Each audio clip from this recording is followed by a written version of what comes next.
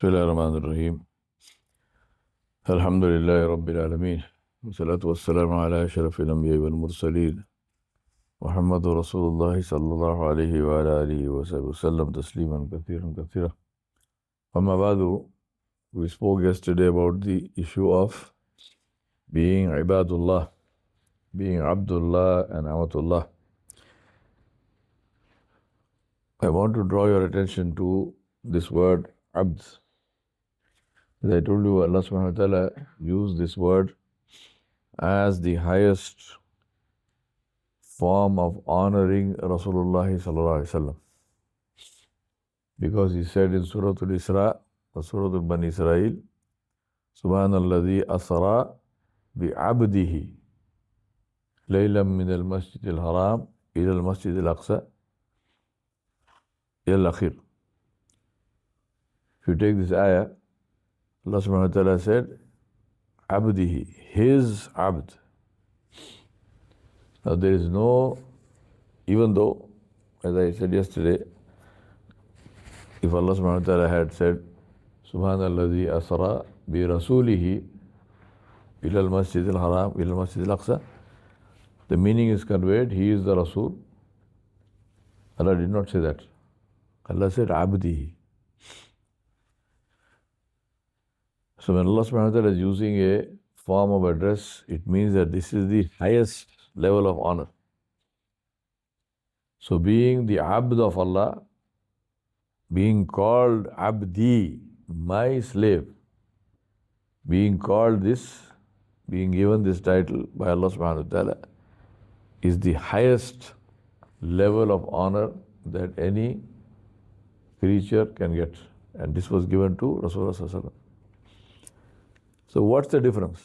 Our problem today is that, alhamdulillah, may Allah have mercy on us, we don't completely rebel against Allah subhanahu wa ta'ala. We are not atheists. We don't say there is no God. What we do is something which is actually even more serious. I might say what is more serious than being atheist, but I'll tell you that from with the Dalail, I never express my opinions. It's a question of what is the Dalil in the Quran and the Sunnah.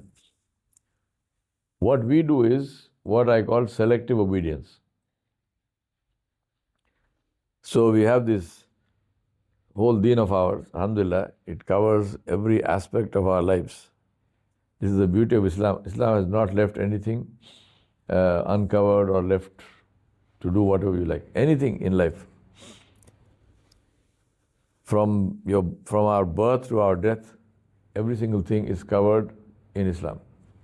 At any stage in your life, at any question that we have, we ask ourselves the question and say, what should I do according to the Quran and Sunnah? There is an answer. But what we do is, from this, what are we supposed to do? First of all, Allah subhanahu wa ta'ala told us very clearly, Ya ayyuhalladhina amanu. Two things to understand. First of all, any ayat of the Quran which begins like this, Ya ayyuhalladhina amanu, is a hukum. This is an amr of Allah. There is no scope for saying, okay, fine, let me think about it. No. Amr of Allah. Ya ayyuhalladhina amanu is a hukum of Allah subhanahu wa ta'ala.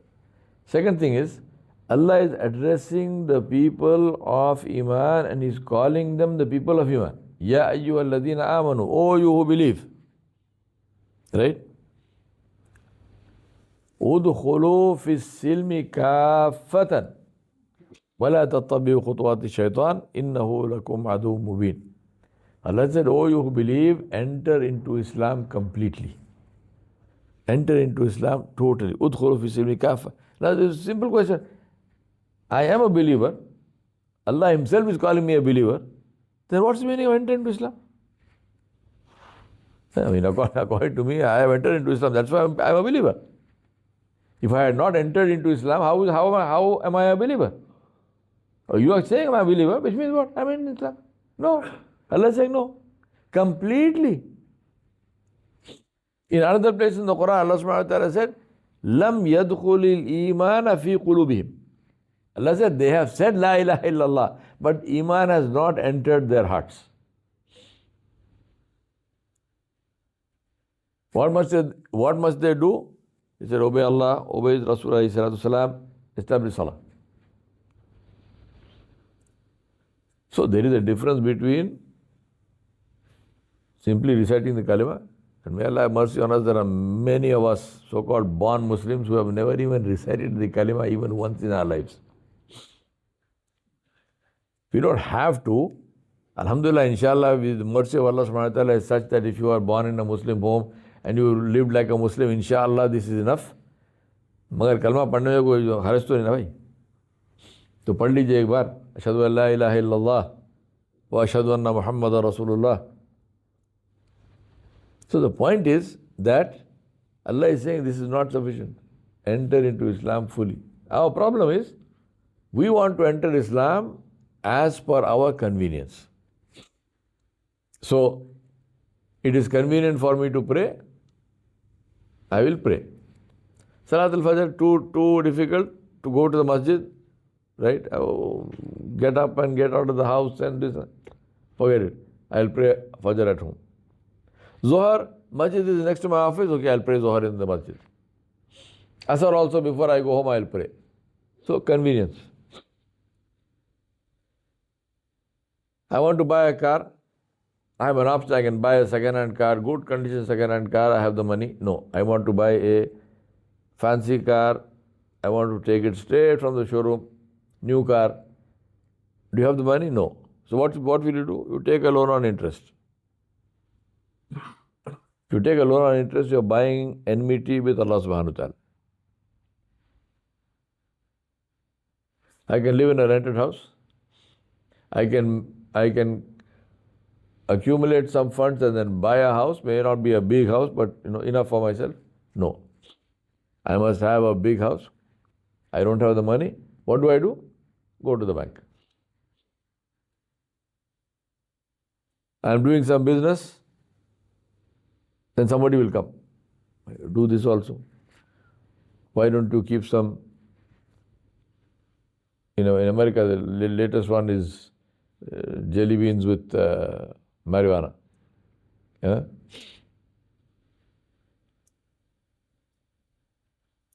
It is haram. No, in the US it's legal. Being legal and being halal, they should be the same, but they are not. It is legal to live without marrying a man and woman. It is legal to live together, to have children. It is legal. It's not illegal. You won't go to jail. Is it halal? It is zina. It is zina. To live in that state is kufr. And I tell people, you don't like what I say, don't listen. Go away. I don't make the rules. You have a problem, go talk to Allah subhanahu wa ta'ala about it.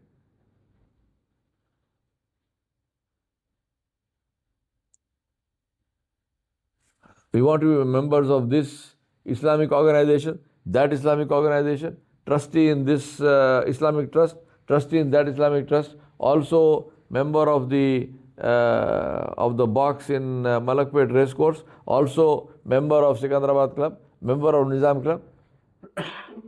How does it work? How does it work? आप मस्जिद के भी सदर होना चाहते हैं और साथ में सारे जुवारियों के और शराबियों के अड्डों के सदर भी होना चाहते हैं एक साथ में. अरे कुछ तो शर्म करो यार. Seriously. How do you explain that?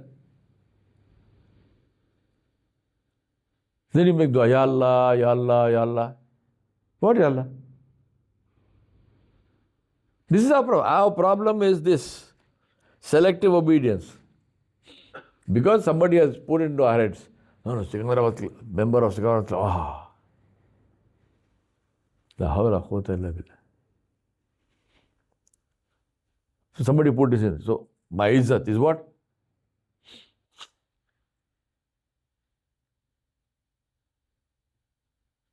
Please let us understand one thing very clearly. A day will come when somebody will bathe us, ghusl. They will wrap us in a sheet and they will put us 6 feet in the ground. That day will come. There is no doubt about this. That day will come for everybody on the face of the earth, whether he is good, whether he is bad. If that day was not to come, it would not have come on Rasulullah sallallahu alaihi wasallam.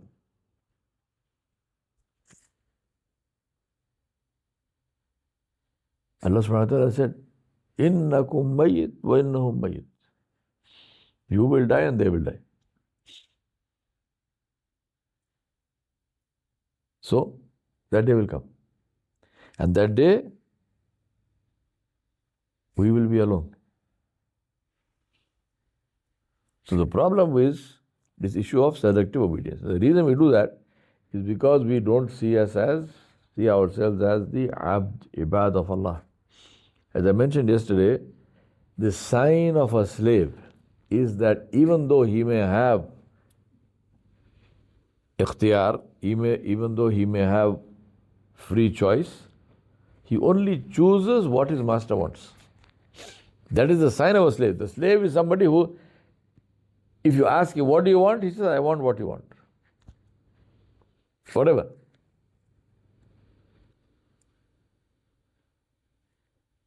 That's why Nabi Sallallahu Alaihi Wasallam said, how beautiful is the state of the believer that when Allah gives him, he makes shukr. And when Allah withholds, he has sabr. So he's getting reward on both sides. If he gets something, alhamdulillah. If he does not get something, inna lillah. Or if something is taken away, inna lillah. So both ways, he gets reward. The sign of the abd is that he submits completely and totally. To give you a way of understanding this, very often, if you read English translations, this problem doesn't happen in Urdu, but in English, the word slave, abd, is translated as servant. Right? In the Quran. I don't know, there's some problem with English translators. They feel hesitant about writing the word slave. We are not talking about slavery of people. We're talking about slave as being a slave of Allah, Abdullah. Right? We're not saying the person is a slave of Abdul Nas, the slave of people. No. Abdullah. So there is no need to hesitate. Anyway, they're right. I don't want to go into the linguistically whether it can be done, can't be done. Point is, if you take these two words, abd and servant, the Arabic word for servant is khadim. Right? Go into Google Translator, type there and see what is the word for slave in Arabic translation, what is the word for servant, Arabic translation. If you get abd for servant, I'll take my topi and give it to you. You can play football with it. No problem. Right? Servant. Now what's the difference? There's a huge difference. A servant is somebody, first of all, who voluntarily enters the service of the employer. Right? You apply to an organization. You apply to somebody, can I come and work for you? He voluntarily goes there. I apply, I get a job. Number one. Number two, the duties of a servant are specified. Nobody hires you and says, you will do whatever I want. No, there's no whatever. I am your driver. What will I do? I drive your car. Oh, my bathroom needs to be cleaned. Go clean it yourself. Not my job. I need to have food. I don't have food. I can go and get the food for you from the restaurant or wherever. No, I want you to cook the food. Not my job. I'm a driver. Yes or no? In any employment, in any organization, every employee has a job description. So, he joins voluntarily. His job has a specific job description. He gets a specific salary for it. Right? He gets whatever is according to his terms of contract, he gets a specific salary for it. So he comes to you one day, I need money. For what? You got your salary last month? Yes. What money? No, I have some expense. Okay, here is money to be deducted against your future salary. Right? I'll give you a loan, but it will be deducted. It's not part of your entitlement. Even if I give you the money and say, take it, I'm giving you a gift. You're not entitled to it. I'm giving you a gift. So third thing is what? He gets a salary, specific salary. And fourth thing is that a servant can leave whenever he wants. I resign, Salaam alaikum, I'm gone. So 4 things regarding a servant. Joins by his own will, has a specific job description, gets a specific salary, and he leaves. He has the right to leave whenever he wants. Right? Now a slave. Have you ever heard of somebody going and saying, I am your slave. Please take me into your slavery. Does it happen? Slavery is always involuntary. I did not ask to be a slave. I am a slave. I have been made a slave. Nobody asked to be a slave. That's why with human beings, in Islam, slavery is haram. Nabi Sallallahu Alaihi Wasallam said the worst of sins after murder is to enslave a free person. Somebody is a free man, you go grab that person, you capture that person, you take him to a slave market to sell it. This is haram, haram, haram. There's no permission for that. It is haram in Islam. To enslave a free person is haram. So nobody becomes a slave voluntarily. A person is made a slave. Number 1. Number 2, does a slave have a job description? No. You are a slave. Clean my shoes? Yes. Drive the car? Yes. Nothing, everything. Does the slave have some specific timing? You are a slave from 8 a.m. to 5 p.m. After that you are free? No. You are a slave your every breathing moment. 2 o'clock in the night I call you, you have to come. Whatever I say, there is no job description. There is no job timing. There is no job contract. Number 3, does the slave have a salary? Every need of the slave, whose responsibility is it? The owner's. The slave gets sick. The servant gets sick, he gets leave. Does the employer pay his hospital bill? Only if it is part of the contract. Otherwise, no. But for the slave, everything. Complete, taken care of by the owner. The owner is responsible to take care of every need. And number 4, can the slave say, Assalamu alaikum, I am not your slave anymore? No. No. You are a slave until I decide to free you. Now with respect to Allah subhanahu wa ta'ala, tell me, are you a servant of Allah or are you a slave of Allah? Huh? Very simple. We didn't ask to be born. Allah sent us. We will not ask to leave. Allah will take us. किधर रहते हैं गुनाह आप?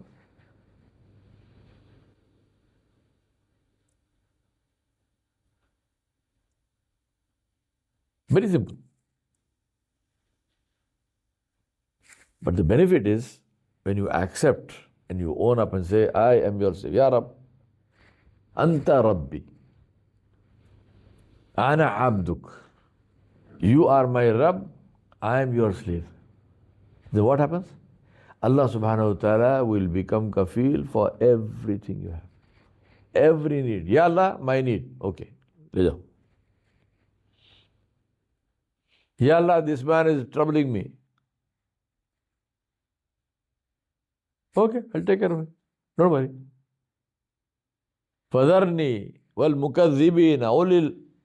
Surah Muzammil ki sari ayat. Allah said, leave them to me. Leave them to me. Ya Rabbi, don't worry about them. You leave them to me. I'll take care of them.